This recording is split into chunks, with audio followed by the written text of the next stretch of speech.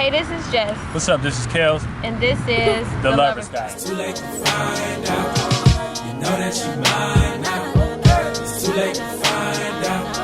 You know that you mine now. It's too late to find out. Speed it. So in today's video, we're gonna be talking about space wars. So pretty much how the topic came to us was like a couple of days ago. Basically, I was telling Kel about a dream that I had the previous night. I'm telling him what happened in the dream. He's like, that just confirmed my revelation that I had last night. So then he went on to tell me about his revelation the previous night and how my dream pretty much was symbolism for that. Basically, my dream, I was trapped in a room with a puppet. I was in like this huge mansion, like it was a really nice house, glass windows. I've never been to LA, but it kind of gave me like LA vibes and LA feel, so I felt like I was in LA, like just based off pictures I've seen. I'm in this room trapped and I'm trying to get away from the puppet. I managed to like break free of him. I go and open the door, but I didn't open it all the way. My mom and my stepdad was also in his house, so I remember calling out like for help. I was calling out to my stepdad for help or whatever. He came right up the stairs with a key and he's trying to unlock the door, and I'm just like, I remember like, so when I dream now, I'm conscious, so it's like I'm like watching the dream like a movie. So I remember thinking like, no, like why is he trying to unlock the door or whatever?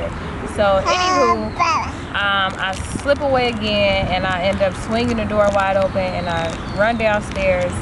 At this point, into the kitchen. At this point, like this is when I run into my mom and I'm explaining to her like what's going on, telling her about how this puppet is trying to, I don't know, I guess kill me, I don't know. So then I asked her for her handcuffs or whatever. At this point, like it jumped to from inside, outside. So I get the puppet down and I handcuff him or whatever with the handcuffs. But it's a puppet, so his hand slipped through the handcuffs or whatever. So I look over and then like a chain of multicolored paper clips appeared. So I was like, oh, this is, you know, smaller or whatever. This is like I can lock up a puppet with a chain of paper clips. So I do that. And so I'm on the puppet, I'm wrestling with him, and then he turns around and he's like, you know, but I love you. You know, like, why are you doing this to me? I love you, or whatever. So the puppet is just like, look up at the horizon, look at this beautiful horizon. You know, basically just trying to like, I don't know, butter me up, I don't know. So I'm like, what? You know, why am I fighting with a puppet? Like, I'm way strong. I know I'm stronger than a puppet. So once that thought came, he vanished. And also during this whole time, I'm low-key going back and forth, like me and the puppet is fighting, and then me realizing this is just a puppet, like I'm stronger than the puppet too. Kind of remind me of a Goosebump. Oh yeah, Kel was like, you know, like was it like the Goosebumps puppet? I'm like, damn near was, like, but he had red hair. So Kel is gonna get into the revelation that he had and how it relates to my dream, like just the symbolism. So this is also how we decode our dreams as well. Dreams always are a symbol of the energy that you're internally going through. And the most significant thing about this is that I was just asking a lot of questions basically about the Jeffrey Epstein doc and a lot of the celebrities that's being mentioned in that. And I was just asking Jessica questions like, man, why do they, you know, why do you think they do this? Oh yeah. And so I think we started watching it, but instead we turned on something else and she had fell asleep and she went to the room or whatever. And I was still up for a couple of hours just meditating on, you know, what I was feeling, because I was in a place of like, man, I kind of don't even know who's right and who's wrong and where to go. And so I was just like, you know what, let me just tune back into myself. So the next morning when we woke up, walk in the room, after we get the kids dressed, and Jess is like, you know, she told me to dream, and I was like, wow, that just kind of confirmed what happened during my meditation. So let's get into it. I got a bunch of notes that I wrote down in my pad, on my phone to, you know, just bring some light, because we're going through a time where it's like half and half. It's like some of it's benefiting and some of it's, you know, confusing. And especially if you are, you know, conscious, you know, you want to protect your spirit, because we're going through what we term space war. So a thing about dreams, when you go to dreams, you go back to your internal world, basically. And when we say space, that's what I mean. You go back to your space where you're not really influenced by the outside world unless you've been in a cycle and that's been on your mental a lot. Then you will take that back to your dream world. But usually, if you're clear-minded, if you've just been, you know, working with the ebbs and flows of the world, you'll go back to your genesis, basically, and that's your beginning. So in Jess' dream, what she saw was a puppet. Now, seeing a puppet represents manipulation and something being controlled. That's it, that's all. That's what you need to know. If you ever see a puppet in your dream, that's what it represents. We gotta ask, what was being controlled? And what was being controlled was her reactions to her own power. Because in your dream, nothing is separate. Everything is a representation of you. The space, the things in there, the people, places, and things, they all represent a certain energy. So the symbol of the puppet meant the control and manipulation of her own reaction to it. She was way more powerful than a puppet. So she could have got up, basically. But as she eventually did, but that was the whole dream. Like, it was like she was giving the puppet power. Right. One of the most important things you can't forget when identifying a dream is the space you're in. And so she was in a mansion. Also, she was in a room. What does a room represent? Room represents your own space. We call this a space war. She was being manipulated in her own space. Keep that in mind. Another thing she mentioned was that she had people around her, but no one could help her. So remember, when I said this room represents your space, this is not like this room, nobody could get in the room. Only person that could really handle this situation and take care of this situation was herself. So the handcuffs represents her trying to control and restrict the situation that's going on. But she couldn't control and restrict the situation going on. She had to eventually change her perspective. So keep that in mind as well. We hadn't even talked about this before, and before that night. So me feeling those feelings that night and writing down my thoughts and her telling me about her dream, it was synchronistic. And when you get synchronicities, that's basically spirit talking to you and spirit trying to tell you a coincidence is not a coincidence. So now we're going to get into the space war in general. What is a space war? What you need to know is that everyone has their own internal space before you create how you see, feel, and think about something. You're always in control of how you interpret these things. But everything is a contract. Like you see this tree behind me. We gave that a name. We called it a tree. It's really something else. It has its own state of being, its own purpose. But we come together and agree on this contract so we can say, oh, okay, this is what this is. Now, when you do that, when you agree on this contract, you emit a certain light. You emit a certain frequency. You emit a certain vibration that vibrates in the same vicinity as that original vibration. So this is how we get manifestation. This is how things come into being. This is how an idea can get brought up in the mind, such as this, such as our own vlog. And we can put time, we can put effort, we can put work, and we can plant seeds until that's enough to experience that realm of reality, which can grow like a garden. So why is this war on space happening? They want to use your personal space, as I described in the dream, as the room, or your subconscious and imagination to manipulate you to where you become the puppet. So you impose the fear on yourself. You start imposing fear on yourself because you start adding on to what they want you to add on to. Giving it energy. Giving it energy. Good or bad. Energy don't do good or bad. It's just energy. Right. They want you to believe that you are living amongst criminals, amongst Satanists and worshipers of the devil, and which automatically puts you in the space of the imposer. And when you have that mindset, basically, it's just like, it just puts you in that space because it's like, that's something I don't fuck with. Even if they are devil worshipers, even if they are Satanists, even if they are doing evil shit, you need to know that everyone is going to deal with their karma. I know a lot of people out there trying to fight the good fight. You know, my advice to y'all is just don't exhaust yourself, because look, time really is an illusion, right? So why are you fighting for a moment in time when you can just be in your own space and let them deal with their own karma, because they still got to deal with the shit they push out. Don't waste all your energy on their shit, because it's not worth it. You know what I'm saying? It's not worth your lifetime. Unless you sent here to do that shit, then if that's what you're here to do, then do you.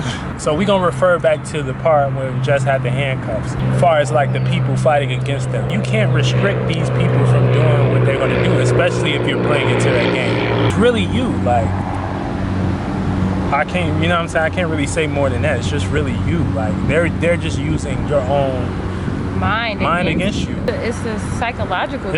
It's a psychological warfare. The main question and the smartest question I had is like, why do I have to use my own imagination and my own emotions to think about what they doing and worry about what these doing and worry about if they're gonna send out martial law and worry about this? And you know, that can be draining on you. You know what I'm saying? It's just like, and so you gotta, so with that being said, and everybody confused and don't know what they're doing, it's just like,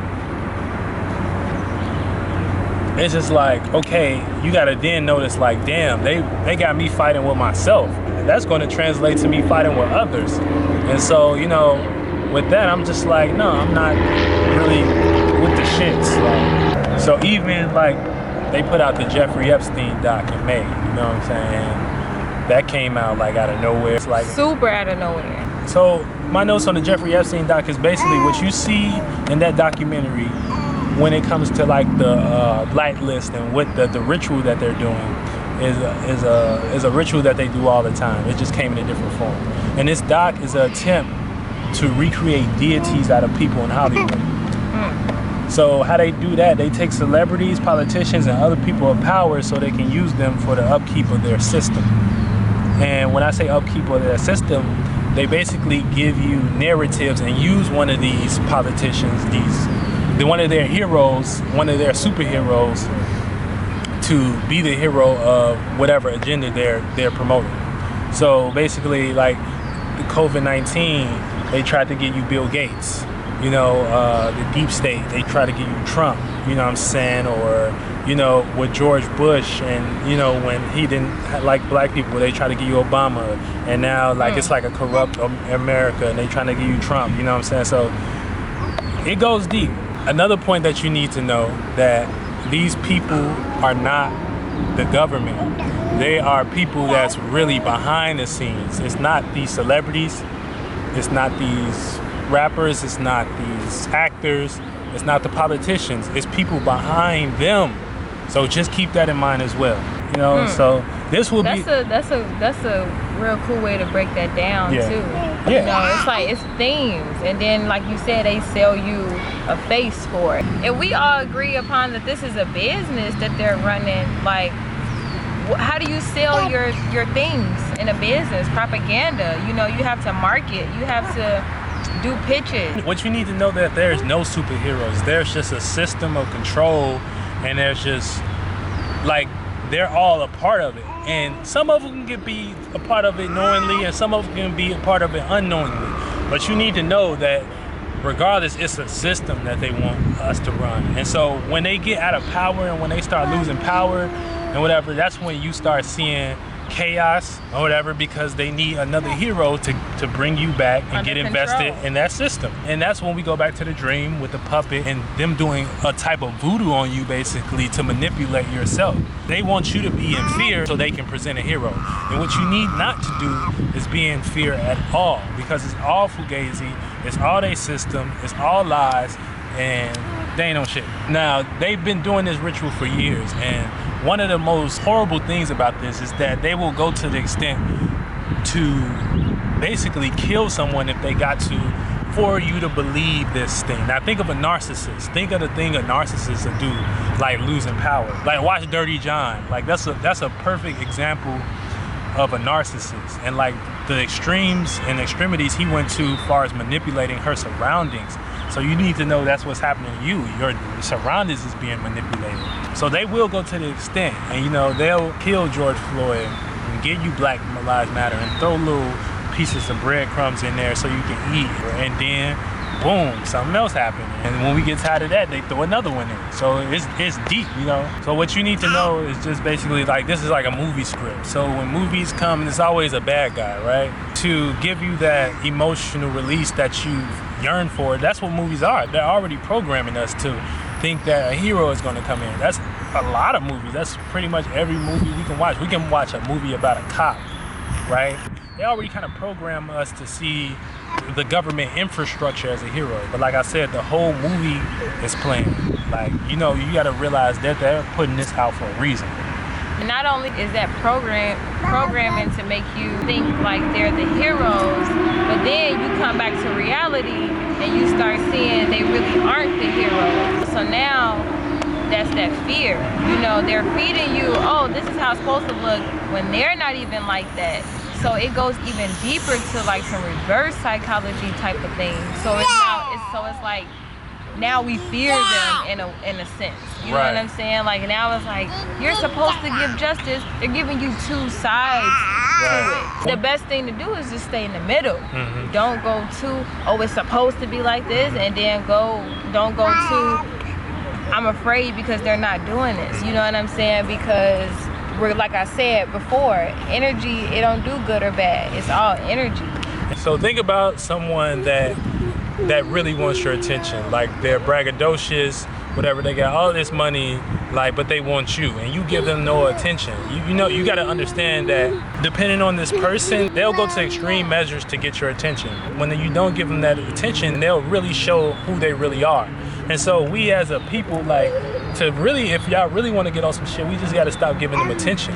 Basically, we got to stop giving they tricks attention. We just got to start talking like we doing right now and like exposing like we know what y'all doing, basically. And you got to move the whole other opposite way. Yeah, and so they'll be like, damn, I can't do that shit no more. You know what I'm saying? And once they can't do that shit no more, it's just they like gonna try other things. They gonna try other things. They gonna try other things, but we still gonna be on their ass at the, you know what I'm saying? Like we gonna know, like, cause we getting smart now. You know what I'm saying? The consciousness has risen. So it's a lot of people. If y'all ain't on the wave, y'all need to get there, and there's a lot of people that is there. So the worst thing about this is that, you know, a lot of people are really just out here living their regular lives. A lot of people do really put their heart and their soul into this protest thing, and you know what I'm saying, and like, because that's what they believe in, the narrative that, you know, the media sells them. Think about those people. But we just got to do what they do too, but we just got to do it on the positive end. So even back to when Jess was saying like the puppet was selling her a dream, even in a dream, it was in a mansion. You know what I'm saying? She was in LA. Like the puppet was like, no, like look at this beautiful scene or whatever, you know, and right, I love you. Like, yeah, but at what cost? You know what I'm saying? Like at what cost? You know, for me to be trapped in this room. Right, to me to be trapped in this room. And that's like them, like she said, they try to sell you equality, or they try to sell you everything is equals, but it's just manipulation. But you have to do that voodoo on yourself, and that's what the puppet represents. Like you have to, only you got the power. And so this is really about, the space war is about taking your power back, taking your space back, defending your space, spiritually protecting your space, and just taking that shit back, man. Just being a savage and just staying on top of shit. I mentioned like they sell you equality and unity, but then you go out onto the street and you see your fellow brother killed, you know, on camera. You know what I'm saying? So like it's not, something isn't adding up. It's not making sense. Like why are they, because we all know by this point, you know, the media is controlled. You know, so why are they pushing equality and unity into the media, but then you walk outside your door and you feel uncomfortable around a lot of white people? Right. Or we gotta march for however amount of days to get 4 officers locked up who killed a man on camera. Like I said, it's all part of the game. Right. Like they sell you both sides so that you have the choice to choose which side, you know what I'm saying? But that's all feeding into their system. That's all under their, you know, system, or whatever you want to call it. You know, so that's why I say like stay in the middle, stay neutral. Not oh, I'm not gonna do nothing. Right. Not no, I'm not gonna do anything, but because I'm at a stable place within my soul, within my mental, I can do anything. I can do everything. I can do the right thing. I can start creating real change and not giving them all my energy. Do something for yourself. Create something for yourself. She brought up a very good point. She said once you choose, the moment you choose, you become the puppet.